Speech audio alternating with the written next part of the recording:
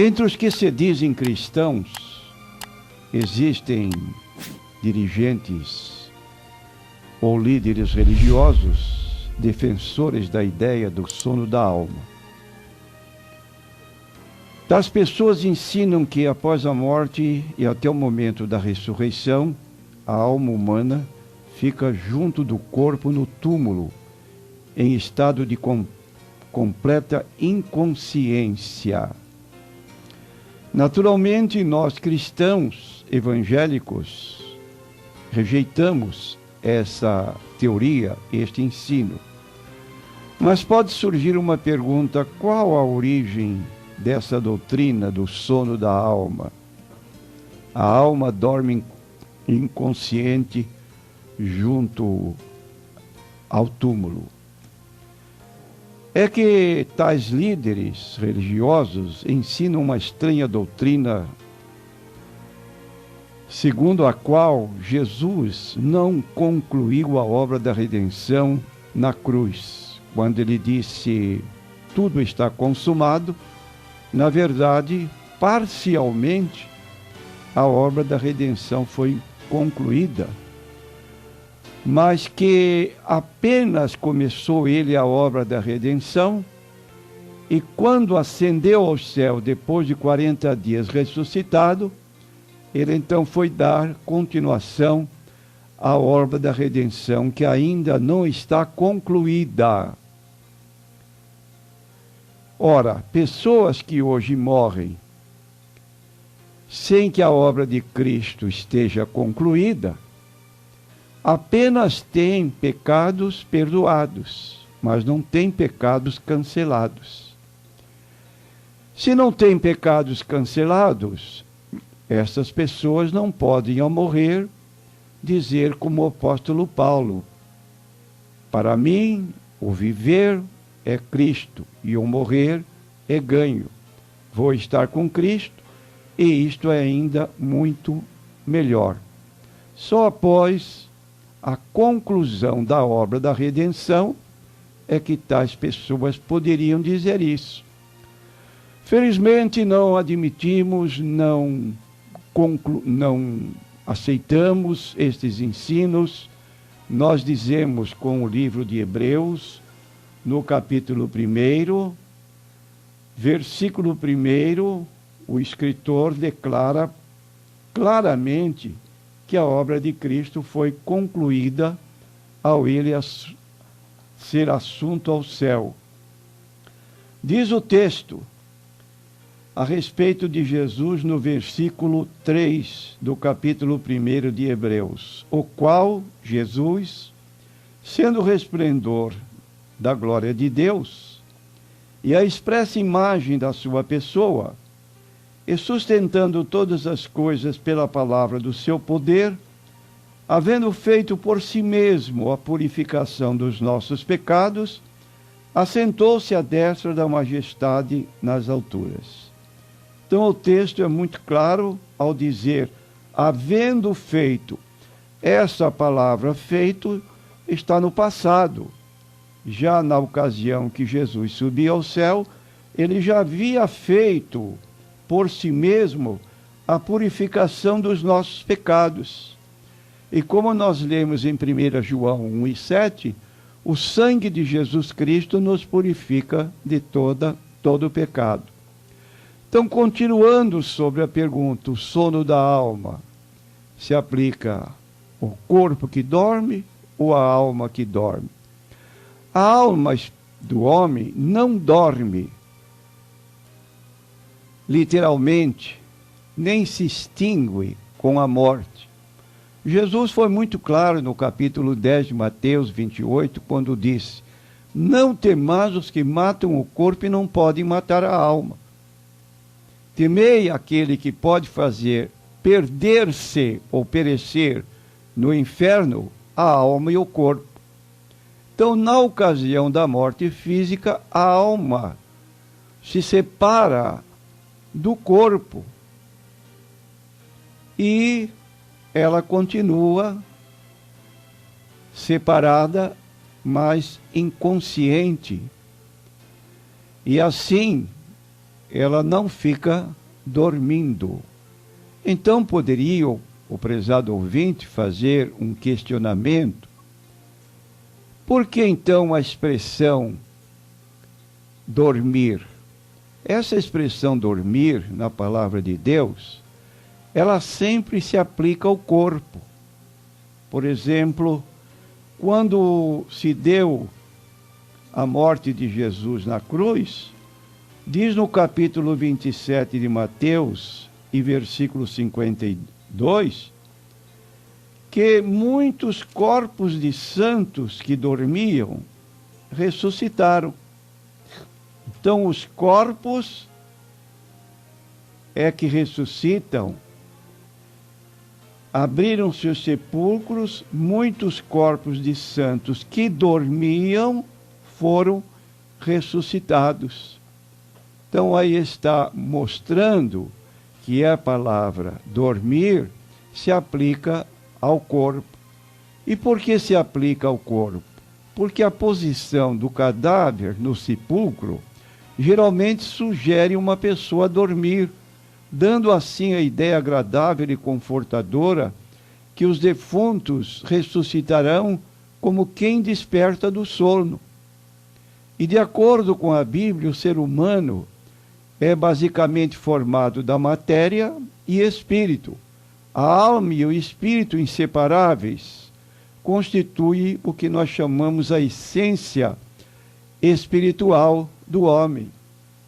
Nós lemos no capítulo 2 do livro de Tiago, Epístola de Tiago, ela declarando que o corpo sem o espírito está morto, porque assim como o corpo sem o espírito está morto. Então o corpo sim está morto, o espírito não.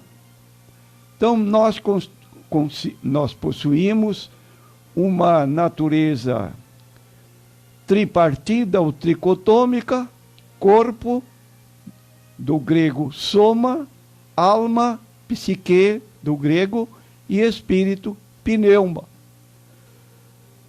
E isso está em 1 Tessalonicenses capítulo 5 e versículo 23, mostrando que o homem precisa estar em condições agradáveis a Deus por ocasião da vinda do Senhor Jesus Cristo. E o mesmo Deus de paz vos santifique em tudo, e todo o vosso espírito, alma e corpo sejam plenamente conservados e irrepreensíveis para a vinda de nosso Senhor Jesus Cristo. Então aqui está muito claramente esta situação bíblica, e apenas para ilustrar, dizemos que os animais possuem corpo, mas não espírito. Os anjos têm uma vida independentemente do corpo. Os anjos são espíritos, sem corpo físico. O homem tem corpo, alma e espírito. Isto é, uma parte espiritual e a outra parte matéria. Daí porque na segunda carta de Paulo aos Coríntios, no capítulo 4, nos versículos 16 a 18, ele diz o seguinte: por isso não desfalecemos, mas ainda que o nosso homem exterior se corrompa, o interior, contudo, se renova de dia em dia, porque a nossa leve e momentânea tribulação produz para nós um peso eterno de glória muito excelente, não atentando nas coisas que se veem, mas nas que se não veem, porque as que se veem são temporais e as que se não veem são eternas. Então nós sabemos essa expressão de Paulo no versículo 16, homem exterior, se relaciona com o quê? Se relaciona com o corpo. Este corpo nosso, com o tempo, se corrompe. Mas o interior, alma e espírito, não. Se renova de dia em dia. Nós temos aqui nesta vida passageira uma leve e momentânea tribulação. E quando estamos vivendo dentro da aceitação de Jesus como Salvador, teremos um peso eterno de glória muito excelente. E não podemos viver atentando apenas nas coisas que se veem, mas nas que se não veem, porque as que se veem são temporais, passageiras, fugazes, mas as que se não veem são eternas. Então a Bíblia revela ser a criatura humana essencialmente um espírito atuando até a morte num corpo físico. Vou repetir, a Bíblia revela ser a criatura humana essencialmente um espírito atuando até a morte num corpo físico. Revela que o espírito é um ser inteligente, invisível, que pode agir sem o corpo, lá no céu. Ora, o apóstolo Paulo declara em 2 Coríntios capítulo 2 e versículo 11, que ninguém sabe o que está no homem, senão o espírito do homem que nele habita. Então está mostrando assim, porque estamos na presença de Deus. É 1 Coríntios 2 e 11, o texto bíblico. Então, enquanto o respectivo corpo não ressurja de entre os mortos, fato esse que se dará por ocasião da vinda de Cristo, ele está consciente no céu. Tanto é que Paulo declara presente no corpo, ausente do Senhor. Ausente do corpo, presente com o Senhor. Então a mortalidade do corpo é um fato, e na altura do arrebatamento da igreja, ou da ressurreição física, o corpo será revestido de imortalidade e incorruptibilidade. E o corpo, e não o espírito, que ressuscita. Então, de acordo com 1 Tessalonicenses 4:16, nós vamos notar que isto se dará por ocasião do arrebatamento da igreja, conforme o registro de 1 Coríntios, capítulo 4, versículo 14 em diante, porque se cremos que Jesus morreu e ressuscitou, assim também aos que em Jesus dormem, isto é, Deus os tornará a trazer com ele. Essa expressão, aos que em Jesus dormem, Deus os tornará a trazer com ele. Ou seja, o corpo está morto e o espírito que está com Cristo no céu voltará com o próprio Jesus para se juntar ao corpo e dar lugar ao corpo que está morto. Dizemos-vos, pois, isto pela palavra do Senhor, que nós, os que ficarmos vivos para a vinda do Senhor, não precederemos os que dormem, porque o mesmo Senhor descerá do céu com alarido e com voz de arcanjo e com trombeta de Deus, e os que morreram em Cristo ressuscitarão primeiro. Depois nós, os que ficarmos vivos, seremos arrebatados juntamente com ele nas nuvens, a encontrar o Senhor nos ares, e assim estaremos para sempre com o Senhor. Então, prezados ouvintes, ensinam as Escrituras que Deus é Espírito. Você conhece o texto de João 4:24. Deus é Espírito, é um ser pessoal que vê, que ouve, que fala, que sente, sem qualquer problema. Os anjos também são espíritos pessoais. Os demônios são espíritos pessoais que agem para o mal, como diz o apóstolo Paulo, se transfiguram em anjo de luz. E assim da maneira como existem seres pessoais que vivem sem um corpo, nós somos pessoas que temos o corpo e o espírito, e o corpo morto, o espírito sobrevive à morte do corpo, e assim é o corpo que dorme e não a alma.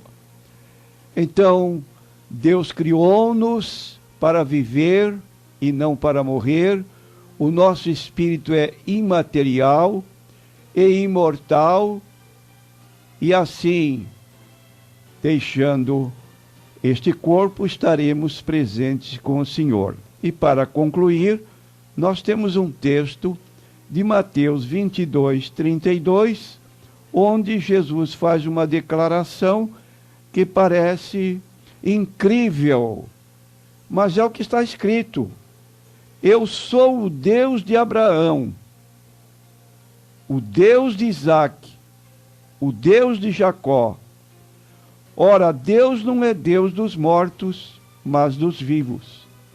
Então você poderia perguntar, mas na ocasião que Jesus proferiu esse discurso, Abraão, Isaque e Jacó já não tinham morrido há centenas e centenas de anos? Sem dúvida. Estavam mortos para nós que vivemos deste lado, mas para Deus não. Eles estavam vivos. Estavam vivos onde? Estavam vivos no céu. É assim que ocorre com todos os cristãos. Então, Deus não é Deus dos mortos. Deus é Deus dos vivos. Amém.